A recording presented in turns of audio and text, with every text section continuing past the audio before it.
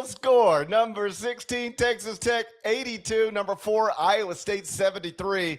It happened in Hilton. I don't remember who it was that lost at Hilton the other day, last week or the week before or something. And, I got called on somewhere and they were like, what do you think of this, GP? And I said, man, it's a loss and it's a missed opportunity. But, man, ain't nobody going to win at Hilton this year other than Iowa State. So it ain't that big of a deal. And then here comes the JT Toppin-less Red Raiders. And they just beat the brains in, too. It wasn't like they stole one.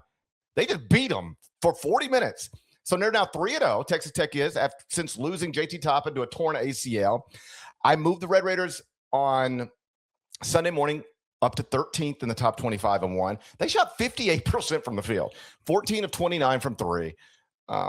Like I said, Iowa State was undefeated at home up until this game. Iowa State's another team that's starting to, take on some losses that you didn't see coming. They're 3-3 in their past 6. In that stretch that dates back to February 10th, 3-3, 24th at Torbert. Here's the problem: 70th in adjusted offense. They haven't been scoring lately. They haven't. You are just, sorting left and right. Buddy, man's way. He will not be stopped. He cannot be stopped. And we went bike riding today. We went to Shelby Farms. I know you people don't know nothing about Shelby Farms, but here in Memphis, Tennessee, we got Shelby Farms. It's one of the largest urban parks in the United States of America. About 5 times the size of Central Park. You're familiar with Central Park, about 5 times bigger than that. So we went out there, we were riding bikes, and then my wife was like, can we go to Trader Joe's? And I said, if I can sit in the car and sort data while you're in there. And so I sat in the parking lot, sorted some data. She went inside Trader Joe's, paid twice as much as you have to pay for stuff. Oh, really? Oh, no. Up here, and by the way, I'm due for I haven't hit a Trader Joe's. It's been a hot 6-7 weeks. I'm due to go tomorrow, and depending on which, now up here, Trader Joe's. No, that's a good bargain in the Northeast. If I spoke out of turn about Trader Joe's, I know there's someplace she goes where I'm like, is that all the groceries? And she's like, yeah, I went to this, there's a new little boutique grocery store that they put it down the street. I said, okay, I know about these boutique grocery stores.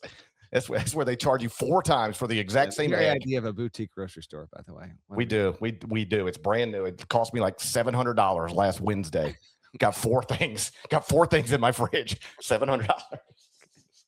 So anyway, I was sorting data in the parking lot for like an hour and a half today. I'm good, man. What do you want to know? Anything else you need to know? I got some stuff for you here. Okay.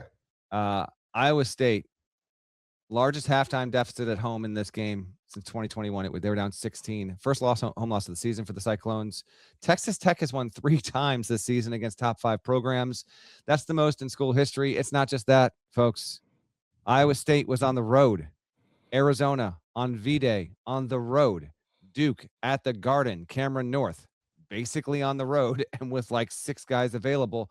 Also has a win over top 10 Houston. 4 top 10 wins this season. That's a Texas Tech school record. Red Raiders, appropriately so, sitting on the 4 line, responding without JT Toppin, having the best 4-pack of W's of any team in the country. My dumbass hopped on this podcast on Friday and said something along the lines of, and if Nada was still producing, he would have dragged both our asses by this point of this show, Josh. We appreciate this. I said something like, I'm going to go out on a limb and say Texas Tech isn't a better team without JT Toppin. I might be dumb. I might be wrong, because right now this team, how about this? They won this game. Christian Anderson had 14.6 turnovers and 4 fouls, and they still rolled Iowa State. Jalen Petty hit a couple of big-time shots when Iowa State was kind of creeping in. Josiah Mosley, Tyree Bryan stepped up and played well. Donovan Atwell, 6 of 10 from three-point range. He is shooting 46% from 3. Massive, massive game. If you're watching the YouTube version, you saw Josh put up the graphic there on Tech without Toppin so far. Playing really, really well. Small sample size, whatever, on the road. And weirdly enough, Joshua Jefferson had another great game. He had 22, 5, 5, and 5, the 5 being steals.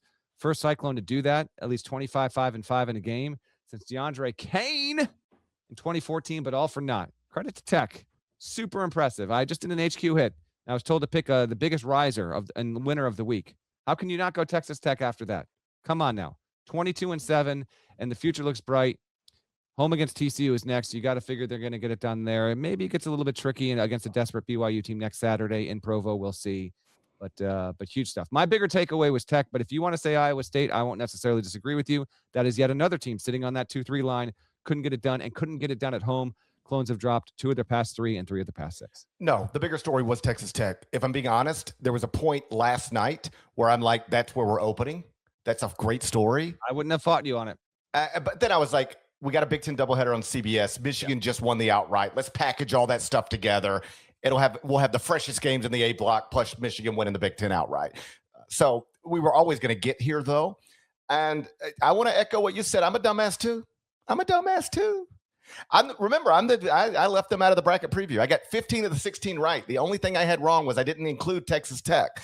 And to be clear, I do think that on that Saturday morning, you could make a case to leave Texas Tech out without saying to justify it, they lost JT Toppin. I think just based on resume stuff, you could have made a case to leave them out. You could obviously make a case to leave them in too, but you could make a case to leave them out.